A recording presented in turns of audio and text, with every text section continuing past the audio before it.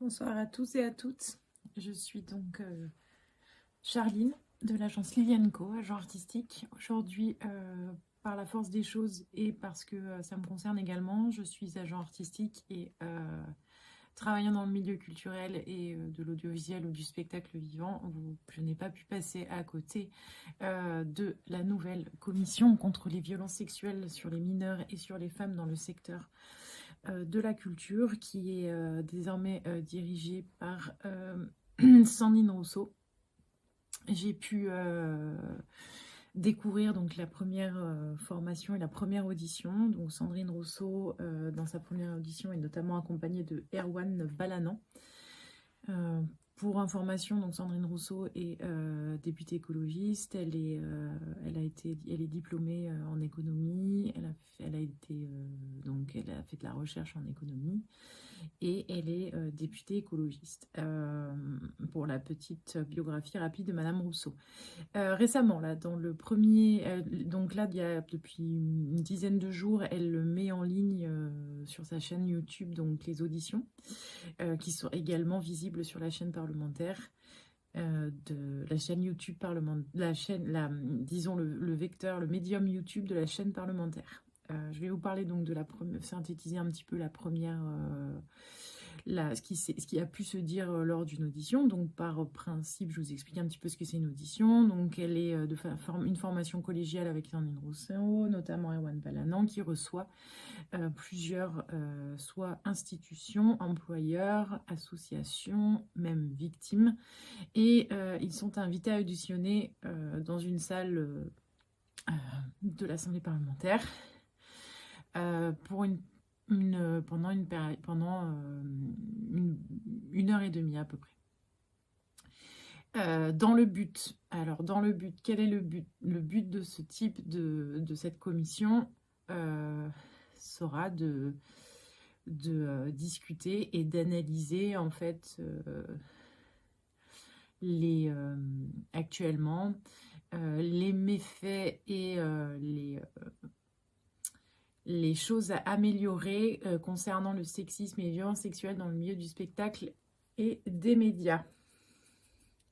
Donc la première audition a reçu le collectif Derrière le rideau, MeToo Média et le collectif féministe contre le viol. Elles ont permis de constater, grâce aux témoignages des représentants de ces associations, que le recueil des témoignages des victimes permettent d'exposer les mécanismes de domination et de silence qui persistent dans ces milieux, souvent dus à la précarité et au statut d'intermittent, qui est plutôt, une fois bien convoité, une fois obtenu, permet des avantages, mais le chemin pour y arriver est parfois semé d'embûches. Et ces auditions ont permis aussi d'apporter des réflexions et de discuter sur les moyens de lutter contre ces violences. Dans l'ensemble, les collectifs ont souligné la nécessité d'une meilleure protection des victimes, des sanctions plus efficaces pour les agresseurs et d'une transformation profonde des cultures professionnelles pour prévenir les violences sexuelles.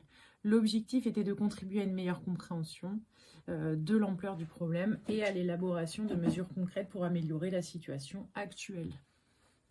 Les échanges ont probablement porté sur la difficulté rencontrée par les victimes à dénoncer, la lenteur des procédures et le manque de soutien des institutions.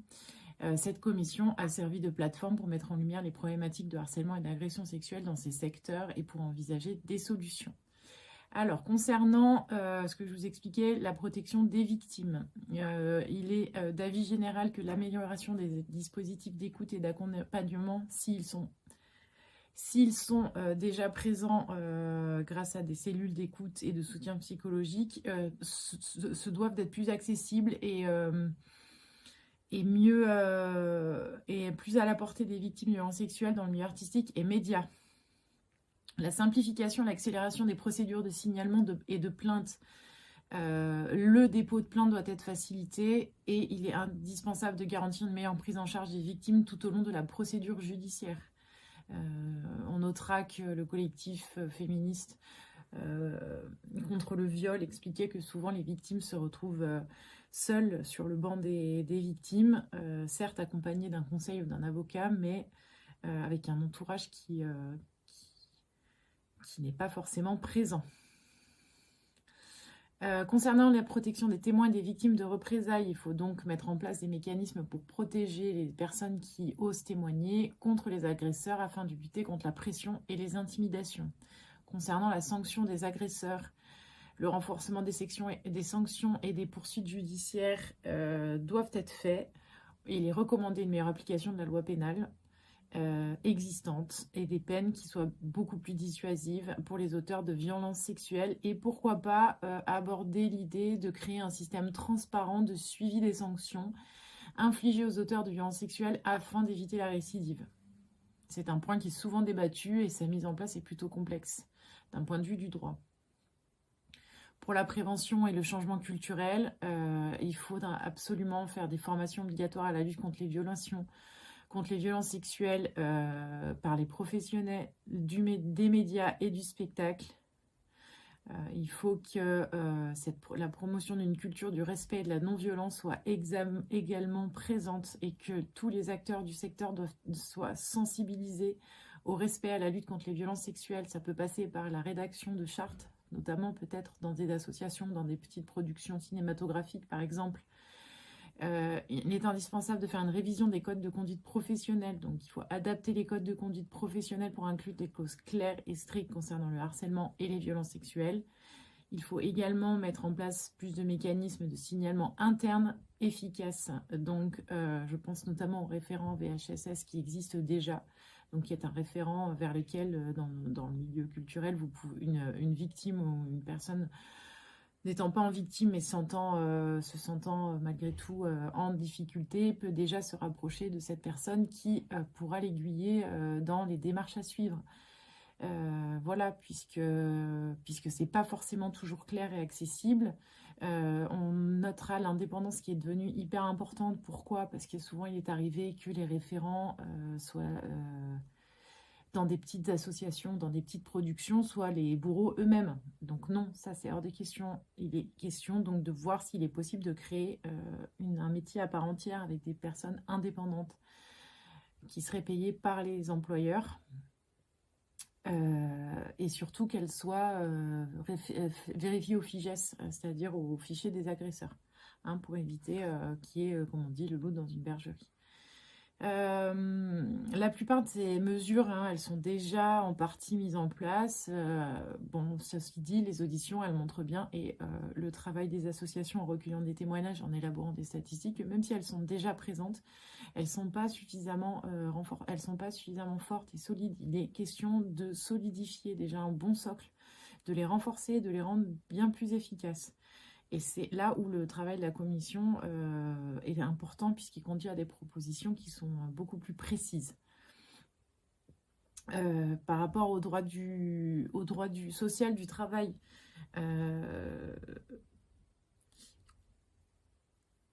le droit social, à défaut du droit pénal, effectivement, prévoit déjà des dispositions pour lutter contre ce type de phénomène, hein. Les témoignages ont mis en évidence des difficultés pratiques d'application et des besoins d'amélioration.